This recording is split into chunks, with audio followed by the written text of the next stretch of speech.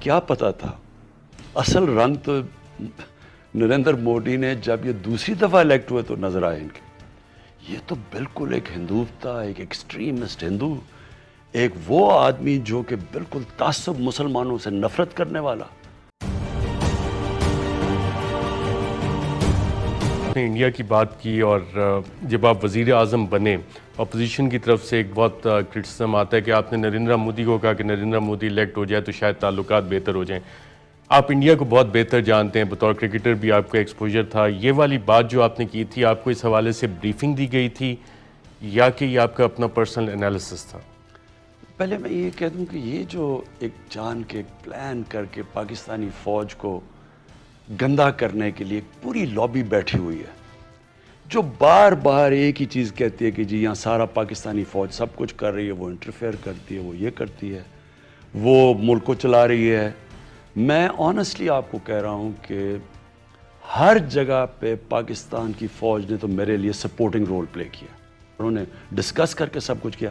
سو یہ سارے انیشیٹو میرے تو کہیں جو میری پالیسیز کی کہیں رکاوٹ ہی نہیں بنی. وہاں بیٹھے ہوئے ہیں, باہر بیٹھے ہوئے ہیں, پرو انڈیا لابی ہے, اپنے ہمارے لوگ ان کے ساتھ ملے ہوئے ہیں. ہر جگہ پاکستان کی فوج کی تنقید, کچھ ہوئے پاکستانی فوج ہمارے لیے. اب دیکھیں یہ کراچی میں جو آپریشن ہے زبردست کام کر رہی ہے پاکستان. آج جو حالات ہیں کراچی میں ریگولرلی ان ٹچ ہوں این ڈی ایم اے کے ساتھ, جنرل افضل کے ساتھ. ہمارے پاس اس وقت پاکستانی فوج نہ وہاں مدد کرے, وہاں تو تباہی مچ گئی ہے.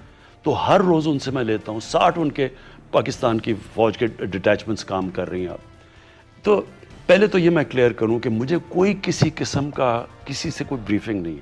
یہ میری پالیسیز تھی پہلے دن سے اور وہ میں پرسو کر رہا تھا.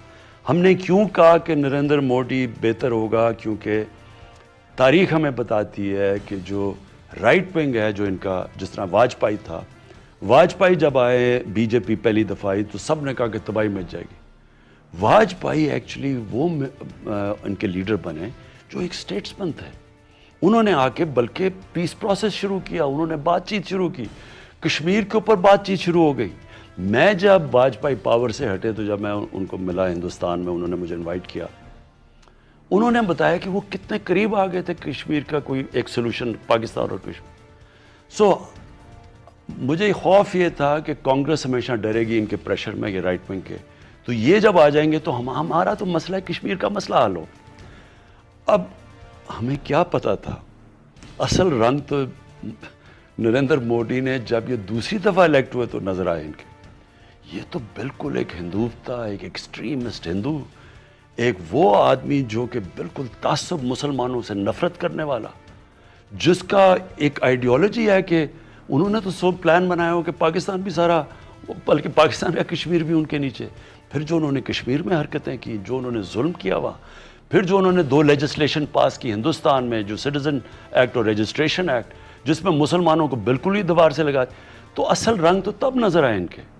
پرائم منسٹر صاحب, لاسٹ ایئر آپ نے کشمیر کا مقدمہ اٹھایا اقوام متحدہ میں, اس سال بھی آپ جا رہے ہیں, اور اس سال آپ کی کیا اسٹریٹجی ہوگی بھارت کے حوالے سے؟ آپ نریندر مودی, بی جے پی کو جو آپ نے ایک نیریٹو دیا ہندوتوا کا, اس کو ایمفسائز کریں گے؟ مسلم ممالک کو اس ایشو پہ آپ کیسے ساتھ لے کے آئیں گے؟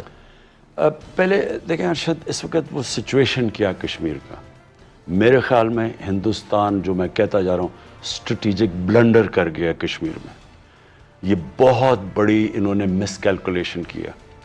ان کی جو اسمپشن تھی کہ ہم اگر کشمیر میں یہ کریں گے, تو ان کی اسمپشن یہ تھی کہ کشمیر کے لوگ اتنی فوج دیکھ کے ان کا, اور یہ پوری طرح ان کو دبائیں گے اور وہ کرش ہو جائیں گے, اور وہ پھر مان جائیں گے, پھر یہ لوگ سیٹل کر دیں گے, باہر ڈیموکریسی بدل دیں گے, اور یہ پھر ساری دنیا بھی تسلیم کر لے گی, دنیا ویسی ان کے ساتھ ہے.